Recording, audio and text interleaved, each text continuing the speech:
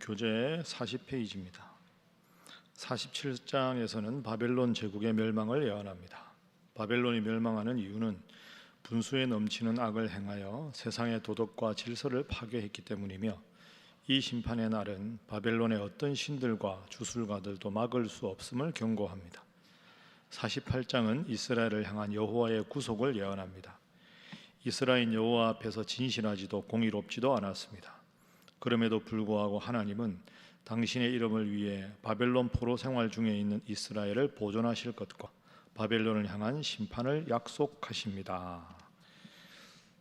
오늘 본문 47장과 48장은 아주 대립적인 그런 내용입니다. 47장은 그 대단한 제국이었던 바벨론도 결국 멸망할 것이다, 바벨론의 멸망에 대한 예언이고, 48장은 이스라엘은 지금 당장 나라가 망하고 포로로 잡혀가는 비참한 신세에 있지만 장차 구원할 것이다.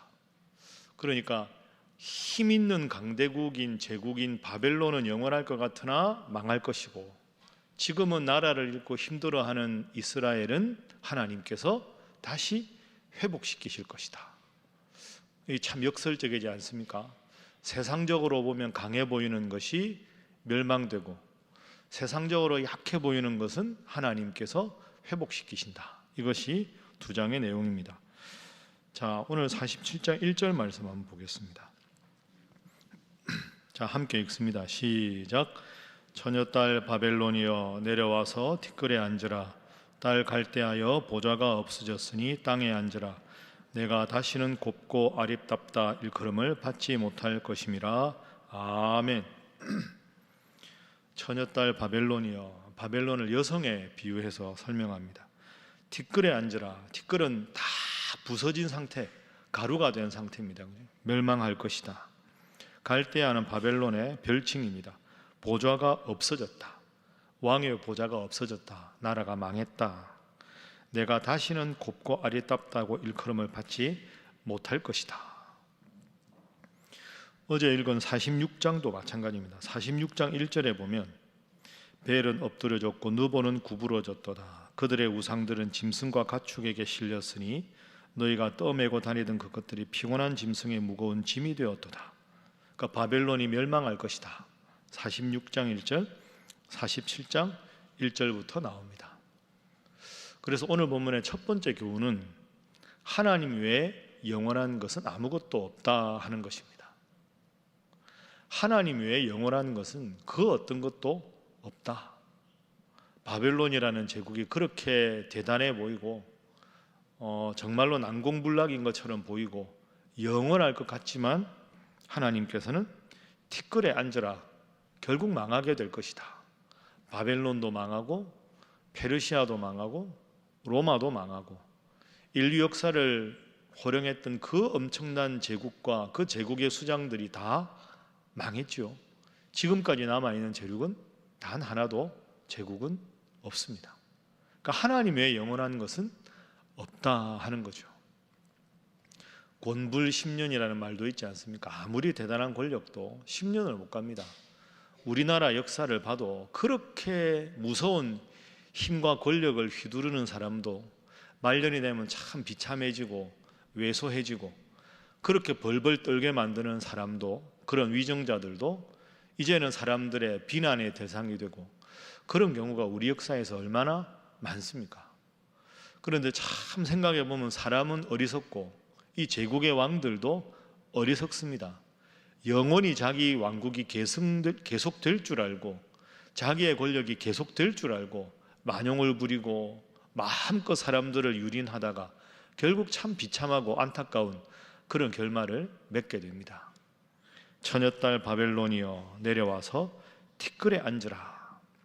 역설적으로 영원하신 분은 하나님밖에 없다 하는 것이죠. 오늘도 여러분 새벽에 기도하러 오셨습니다. 그리고 이 하나님의 말씀은 어느 시대 어느 사람에게, 모든 사람에게도 영원한 진리입니다. 세상에 영원한 것은 하나님밖에 안 계시고, 그 하나님의 말씀이 기록된 이 성경 말씀 밖에 영원한 진리가 없다 생각하시고, 영원히 변치 않는 하나님의 사랑 앞에 여러분의 믿음의 뿌리를 내리고 하나님께 기도하고 하나님 말씀으로 승리하는 여러분 모두가 되시기를 주님 이름으로 축복합니다. 두 번째 오늘 본문의 교훈은 고난 속에서도 은혜를 고백하게 하소서 하는 것입니다. 고난 속에서도 은혜를 고백하게 하소서. 수많은 어려움과 역경이 있어도 그 가운데도 하나님께서 지금 나와 함께 하신다 하는 걸 고백할 수 있는 것 참 힘듭니다. 어렵습니다. 그러니까 성경에 또 기록이 되어 있는 거죠. 여러분 722년에 북이스라엘이 멸망했습니다. 지금 이사야서는 남유다가 신흥 제국 바벨론에게 멸망을 당할 것이다. 이걸 예언한 책입니다. 후에 회복도 되지만, 그러면 이 남유다 백성들 입장에서는 거듭 말씀드리지만 포로로 저기 바벨론 강가에 잡혀갔을 때 고국을 바라보면서 한숨 짓고 눈물 흘리던 세월이 얼마나 길었습니까? 70년이옵니다. 근데 그 오랜 기간 동안에 하나님이 이제는 구원시켜 주시겠지, 이제는 고국에 돌아가게 해주시겠지, 그런 희망이 수없이 꺾여버렸습니다. 하나님 너무하시네. 왜 이렇게 우리를 돌보지 않으시나? 이 정도면 되지 않았나? 이 정도면 좀 다시 회복시켜 주시지. 얼마나 그런 가슴에 피멍드는 답답함이 많았겠습니까? 그런데 하나님은 결국 70년 만에 포로에서 돌아오게 하십니다. 자, 그걸 기억하면 오늘 참 귀한 구절이 하나 있습니다. 48장 10절 말씀. 48장 10절 말씀. 자, 우리 함께 읽어보겠습니다. 시작. 보라, 내가 너를 연단하였으나 은처럼 하지 아니하고 너를 고난의 풀무불에서 택하였노라. 아멘. 연단하였다, 고난의 풀무, 이건 우리 인생의 큰 역경을 말합니다. 바벨론의 포로 생활 70년을 말합니다. 그런데 다시 보면 하나님이 이스라엘 백성들, 구체적으로 남유다 백성들을 연단하시는데 은처럼 하지 않았다, 고난의 풀무불에서 택하셨다. 여러분, 은도 재련하는 거 아닙니까? 은을 이렇게 높은 온도에서 가열을 시키면 은이 아닌 불순물들이 빠져나가고 순은만 얻는 거죠. 뒷부분에 고난의 풀무불에서 택했다, 이것도 내나 똑같죠. 지저분한 것 다 불순물들 끌어내고 깨끗한 걸 얻는 거 아닙니까? 그런데 10절을 보면 구분되어 있습니다. 내가 너를 연단하였으나 은처럼 하지 않았다, 고난의 풀무불에서 택하였다. 두 개가 다르다는 뜻이죠. 은처럼 하지 않고 풀무불에서 택했다. 이게 어떤 뜻이냐 하면, 은을 재련하기 위해서 순수한 은을 얻으려면 불순물들을 다 제거해야 됩니다. 그 말은 하나님께서 우리의 인생에 고난을 주실 때 하나님이 원하시는 완벽한 순은, 그죠? 그 상태에 이르렀을 때 우리를 회복시키신 게 아니라는 겁니다. 여러분이나 저나 인생에 아픔이 있고 고난이 있는데, 고난을 당하는 대부분의 이유는 내가 하나님 앞에 영적으로 부족함이 있어서죠. 영적인 불순물이 있었습니다. 그럼 이 영적인 불순물을 제하고 하나님만 따르게 하기 위해서 하나님은 고난을 때로 주십니다. 고난을 통해서 하나님을 더 의지하게 하니까. 그런데 이 시점이 중요합니다.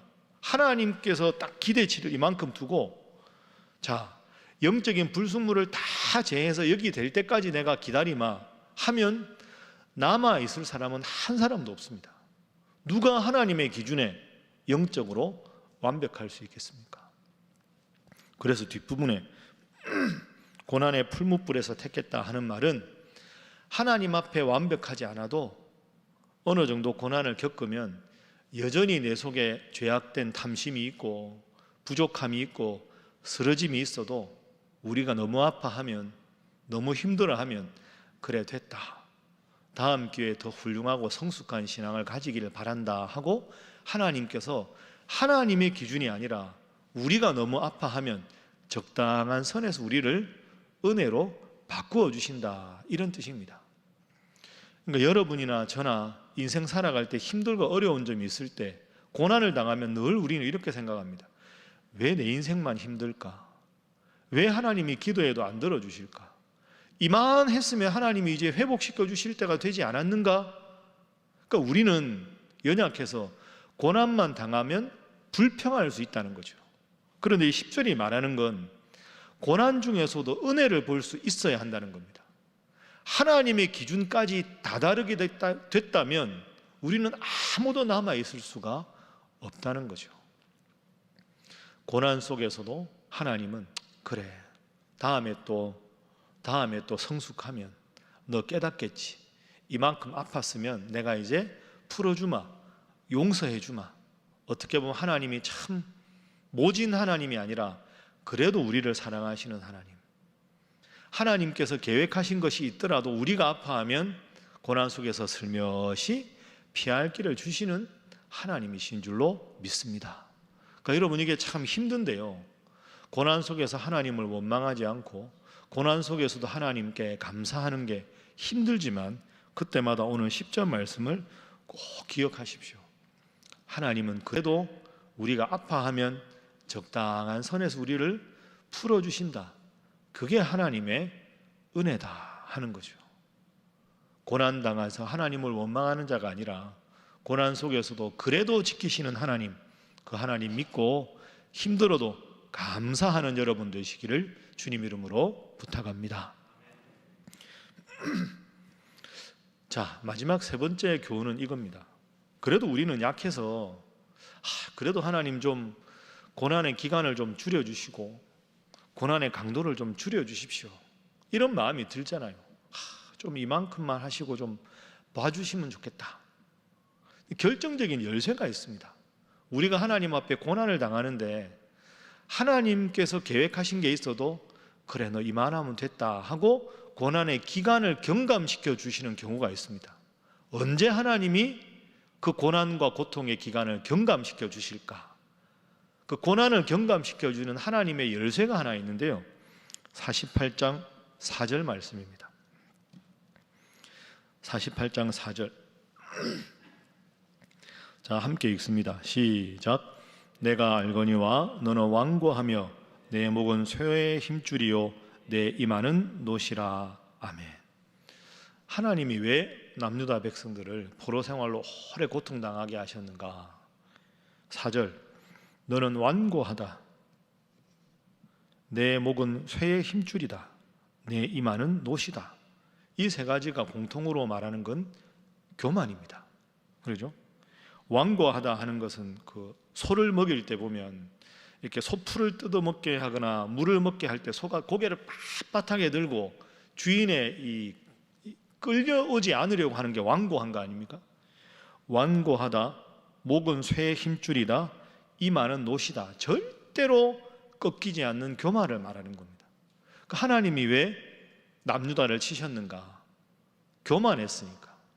하나님 앞에 두 손을 들고 제 부족함을 용서해 주십시오 하고 겸손하면 그 고난의 기간이 짧아질 텐데 끝까지 하나님께 원망하고 내가 뭐 잘못했냐고, 우리가 뭐 이렇게 잘못했냐고 고개 빳빳이 들고 하나님 앞에 교만하기 때문에 고난을 당한 거죠. 그래서 세 번째 기도 제목입니다.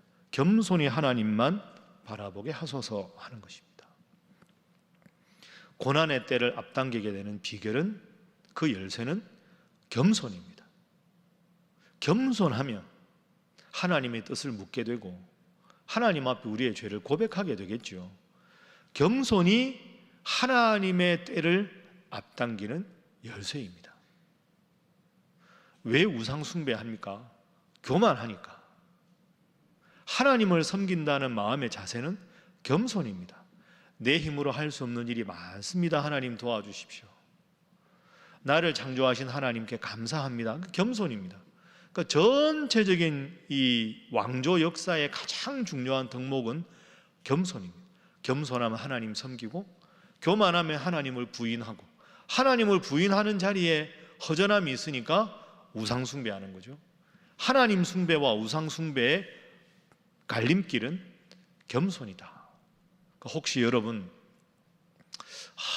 힘들다, 하나님 왜 이렇게 내 인생을 힘들게 하시나, 그런 마음 드시면 하나님을 향해서 고개를 들고 원망하기 전에 내가 아직도 하나님 앞에 용서를 구해야 될 부족함이 무엇인가, 내가 좀 더 내려놓아야 하는 겸손할 수 있는 내용이 무엇인가, 그걸 돌아보셔야 합니다. 그러면 하나님은 그때를 경감시켜 주신다 하는 것이죠. 오늘 말씀을 정리하겠습니다. 여러분, 영원한 분은 하나님밖에 없습니다.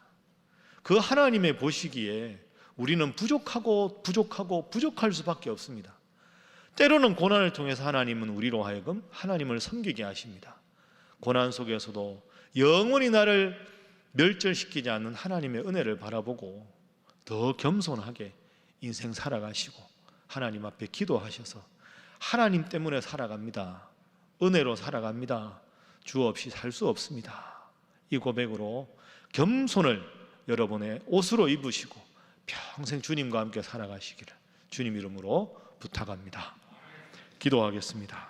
하나님, 내 인생의 영원하신 분, 영원한 바위요 피난처가 되시는 분은 하나님이시오니 하나님 앞에 늘 고난 속에서도 스스로를 바라볼 수 있게 하시고 은혜와 겸손으로 무장하여 하나님과 더불어 이 인생 살아가는 저희들 되게 하시고 무거운 짐을 나 홀로 지고 견디다 못해 쓰러질 때 불쌍히 여겨 구원해 주리 오직 은혜의 주님, 그 주님밖에 없음을 고백하며 날마다 나아가는 우리 성도 되게 하시고 우리 가족 되게 하시고 우리 신일교회 되게 하여 주옵소서.